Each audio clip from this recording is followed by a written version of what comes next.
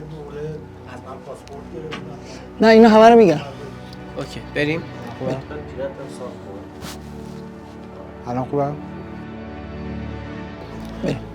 خودتون معرفی کنید لطفاً. سلام، من رضا علایی ام. آریان کردی هستم. فرام امرنگ هستم، 25 ساله، از استان گیلان، شهر رشت. فعال در حوزه گیم از سال 1396. داور، ادمین و برگزار کننده مسابقات ورزشی الکترونیک در ایران از سال 2019. فعال حوزه گیم و در رشته FC تخصص دارم و به صورت حرفه‌ای و تخصصی در تولید محتوای گیم تو سوشال مدیا هم فعالیت می‌کنم.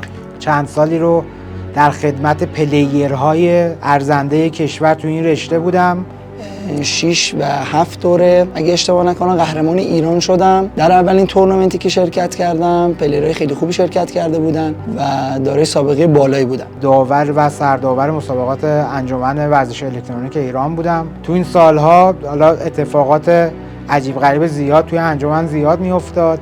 آریان، ظاهرا شما هم اتحادیه دارید هم انجمن. بله. این دوتا چی کار میکنن و فرقشون چیه؟ از تقریباً 6 ماه پیش، حالا یه مقدار کمتر 4 ماه پیش، یک اتحادیه در ایران تشکیل شد، اتحادیه بازیکنان FC ایران. در حال حاضر برای رشته ای اسپورت انجمن ورزش الکترونیک تنها متولیش در ایران و تمامی انتخابی‌های تیم ملی زیر نظر انجمن ورزش الکترونیک برگزار میشه.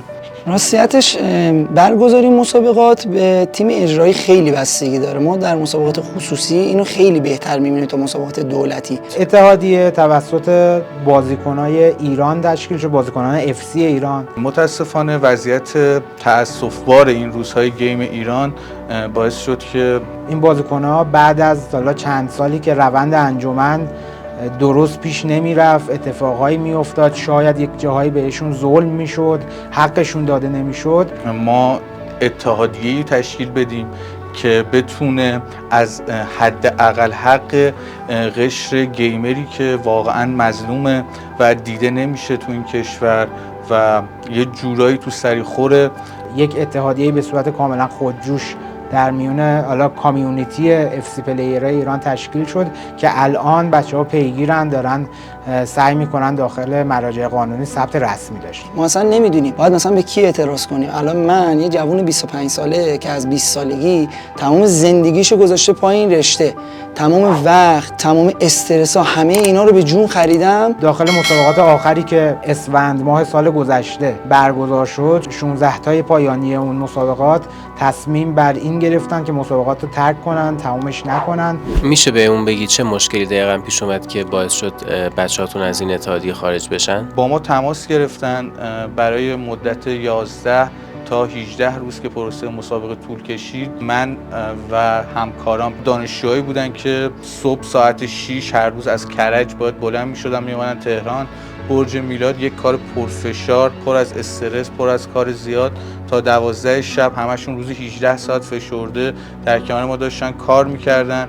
من به عنوان نماینده افرادی هستم که بدون هیچ چشم داشتی برای این مسابقات کار کردن، تلاش کردن و این مسابقات باعث شد به بهترین حالت انجام بشه، ولی هیچ دستمزدی دریافت نکردن یا بعد از ماها دستمزدشون به صورت اون چیزی که گفتم، مثلا به خود من گفتن 18 میلیون تومان، روزانه 1 میلیون، بعد از 18 روز باید 18 میلیون پرداخت میشد، اما 4 میلیون و 200 برام واریز شد.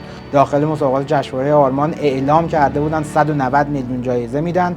تاکید میکنم همه این مسابقات به اسم انتخابی تیم ملی تا اینجا کار برگزار شده. توی 16 نفر پایانی به این بچه‌ها اعلام میشه که جایزه 190 میلیونیتون تبدیل شده به نفر اول تا هشتم هر کدوم 3 میلیون تومان، یعنی 24 میلیون تومان. در کاپای خصوصی قهرمان شدن به من گفتن شما پولتو نگهدار، ما از اون پولت استفاده کنیم واسه اعزامت. خب من از شما حالا میپرسم این چه نوع اعزامیه به نظرتون؟ واقعا این درسته؟ 2020 انتخاب تیم ملی داخل برج میلاد برگزار شد زیر نظر انجمن ورزش الکترونیک. نفرات برتر اون مسابقات انتخابی تیم ملی، تاکید میکنم، لیوان، سیم کارت و سایبون ماشین هدیه گرفتن و حتی احترام اولیه لازمم تو گیم به گیمرها انجام نمیشه و انگار افرادی هستن که از خانواده طرد شدن یا مشکلی دارن، در صورتی که اینطوری نیست. همون تورنمنتی که تو جشنواره آرمان حقمون رو خوردن و من گفتم اینجا دیگه بس پرهام، دیگه نباید باشون ادامه بدی. 2021 مسابقات آنلاینی که حالا در زمان کرونا بود برگزار میشد، جایزه بازیکن‌ها با تأخیر نصف و نیمه پرداخت میشد. ما با جایی که با ارگان و نهادی که حقمون رو میخوره نمیتونیم کار کنیم. من تربیت خانوادگیم اینجوری بوده، من از بچگی بهم یاد دادن که جایی که اگه احساس میکنی حقتو نمیتونی بگیری یا برو اعتراض کن یا باشون ادامه همکاری نکن. اینجا دیگه حالا بعد از چند سال، 4 سال 5 سال که بچه‌ها ساخته بودن با انجمن و در واقع به هر سازی که انجمن زده بود رقصیده بودن، دیگه تصمیم گرفتن که زیر بار حالا اون ظلمی که در واقع داره بهشون وارد میشه از سمت انجمن نرن و اتحادیه اینجا دقیقاً تشکیل شد. به خاطر بدقولی ها و مسائل فنی که در مسابقاتشون برگزار میشه، پلیرها آنچنان به صورت تخصصی مسابقات دولتی رو دنبال نمیکنن و فقط جنبه مادیشونه. بازیکن‌ها حالا توی مسابقات مختلف استانی که راه پیدا می‌کردن به مسابقات پایانی که تهران برگزار میشد، جوایز اونها در واقع بهشون داده نشد. این مسابقاتی که میگی رو انجمن برگزار می‌کرد، بله، درسته؟ تمام مسابقاتی که دارم بهشون اشاره می‌کنم زیر نظر انجمن ورزش الکترونیک، پستاش داخل پیجشون هنوز برخیاش موجوده، برخیاش هم پاک کردند. البته ما در تمامی رشته‌ها گیمرهای حرفه‌ای داریم، اما متاسفانه کوچکترین امتیازهایی مثلا که باید بهشون بدن هم داده نمیشه. من میتونم یه عالمه پلیر براتون اسم ببرم که میتونن نظام بشن، ولی قولای پوشالی که از توسط انجمن بهشون داده شده، هیچ اردویی برای این بازیکن‌ها، اردوی تیم ملی برگزار نشد، هیچ اعزامی نداشتن و این چه صلاحیتی بوده که کسی که اصلا پلیر نبوده اعزام شده، نه در رشته گیمش نه در رشته فوتسالش. کی بوده این آقا؟ اسمش چی بوده؟ چرا اعزام شده؟ دلیل این اعزام چی بوده؟ کی این آقا رو اعزام کرده؟ اصلا حق نداشته اونجا باشه. حق من بوده و انتهای دیگه. چرا این آقا باید بره و کسی که اصلا صلاحیت نداشته اونجا باشه؟ چی باعث شد اصلا این مشکلات پیش بیاد؟ یعنی مشکل از کجاست؟ که میدونید صنعت گیم جزو 15 صنعت پولساز و درآمدزا در دنیاست و به شدت در ایران هم پرطرفداره. انجمن حالا به هر دلیلی حق بچه‌ها رو نمیده. میگم مسابقات الایترا همین 6 ماه گذشته به صورت آنلاین برگزار شد.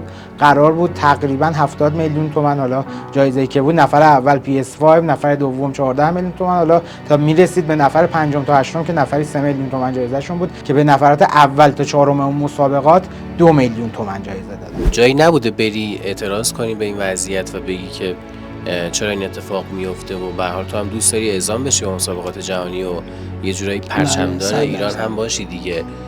تا حالا رفتی جایی اعتراض بکنی؟ اصلا جایی هست که صدات رو بشنون یا نه؟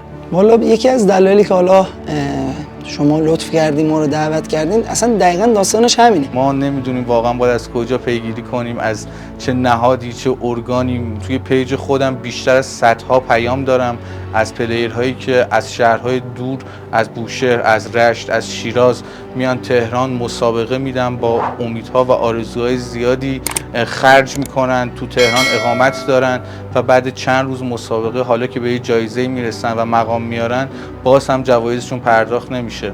منی که الان اینجا نشستم مشکلم اینه که من از شهرستان میام و از رشت. اسکان خیلی برامون مهمه، بدونیم داریم از خونمون میایم به یه جایی بریم که حداقلش اینه که شب یه جا بتونیم استراحت کنیم. اتحادیه الان که تشکیل شده چه کمکی میتونه به فیفا بازا بکنه؟ چجوری میتونه مشکلش با انجمن رو حل کنه؟ اصلا آیا اصلا هدف شکل گیریش این بوده که مشکلات با انجمن حل بشه یا یک سری اهداف دیگه ای رو میخواد دنبال کنه؟ انجمن از یک طریق‌هایی به صورت غیر مستقیم ارتباط گرفت با اتحادیه، دعوت کرد از چند نفر از بچه‌های اتحادیه، رفتن اونجا صحبت کردن که مشکلات رو حل کنن. بچه‌ها داخل اون جلسه چند تا درخواست شاید منطقی و کوچیک داشتن از ریاست انجمن. اول آخر که امیدمون همیشه به خداست، یعنی همیشه توکل میکنیم و بعد شروع میکنیم به کارمون، ولی در کل من میخوام بدونم که ما باید به کی اعتراض کنیم. اصلا هم ناامید نمیشیم. حالا ما میتونیم با ارگانهای دولتی صحبت کنیم، ببینیم واقعا چجوری میتونیم حقمون رو بگیریم؟ مثلا اینکه جوایز قبلی که اعلام کرده بودن و سند و مدارکش هم موجود بود جوایز قبلی پرداخت بشه. مثلا اینکه انجمن ضمانت بده، ضمانت نه اینکه بیاد پولی در اختیار بچه‌ها قرار بده، نه، یک امضای ساده، یک استوری ساده حتی از خود رئیس انجمن که بیاد صحبت کنه و بگه که جوایز در آینده درست پرداخت میشه و مشکلی برای پرداخت جوایز در حالا مسابقات آینده نخواهد بود. مثلا اینکه انجمن بعد از سالها بیاد به صورت شفاف پیگیر روند اعزام بازیکن‌های ما بعد از شاید 5 سال 6 سال که بازیکن‌های FC ایران اعزامی به هیچ مسابقه‌ای نداشتن انجام بده. من 100% دوست دارم اعزام بشم و حالا به قول خارجی‌ها الان تو سالهای پرایم هم هستم، تو اوجم هم همیشه دارم توی سالا، حتی پارسال میشه گفت یه سال چالش برانگیز برام بود ولی بازم تو سالی که به نظر خودم خیلی خوب نبودم تونستم عنوان قهرمانی به دست بیارم. پس من الان یه پلیر آماده‌ام، انتای دیگه مثل منن. ما دوره آخری که اعزام داشتیم به یک مسابقه جهانی، نوید برهانی رفت و قهرمان جهان شد و از اون سال ما تحریم شدیم و انجمن ورزش الکترونیک هیچ گونه، تاکید میکنم، حداقل این چیزی که ما شفاف دیدیم و اعلام جایی نکردن که ما اقدامی کردیم برای رفع تحریمات. من خودم از سال 2018 تو مازندران تو مجموعه خودم مسابقات ورزش الکترونیک رو برگزار کردم به عنوان نماینده انجمن. هیچ دستمزد و اون مبلغی که بهم گفتن رو برام پرداخت نکردن و فقط یه جورایی سر دووندن دیگه. وقتی توی اون مسابقات بچه‌ها بهشون میگن که اگر جوایز ما رو پرداخت نکنید ما از مسابقات خارج میشیم و افراد نزدیک به انجمن میان به دوستان ما، به پلیرهای ما میگن که ما از فلان شهر یا از داخل پارک آدم میاریم و مسابقات پر میکنیم، به شما نیازی نداریم، این یعنی بی احترامی به بازیکن‌های ما. من به عنوان نماینده افرادی هستم که بدون هیچ چشم‌داشتی برای این مسابقات کار کردن، تلاش کردن و این مسابقات باعث شد به بهترین حالت انجام بشه ولی هیچ دستمزدی دریافت نکردن. الان انتظار دقیقاً از مسئولین چیه؟ میخوای چیکار کنن برات؟ من انتظارم اینه که اول از همه همین اعزامی که صورت گرفته، همین به مسابقات بریکس که مسابقات جهانی هم بوده، بیان ببینم واقعا صلاحیت این انتخاب چی بوده. آیا واقعا این افرادی که رفتن صلاحیت داشتن؟ درخواستی که من به عنوان یک فرد کوچک از این کامیونیتی، از متولیان ورزش توی این مملکت دارم اینه که ورود کنن به انجمن ورزش‌های الکترونیک ایران و پیگیر روند انجمن بشن، ببینن چه اتفاقی داره داخل این انجمن میفته. این کسی که باید پیگیری کنه این مسائل رو کجاست و تا کی باید حق گیمرها تو این کشور خورده بشه و هیچ کسی هیچ صحبتی نکنه.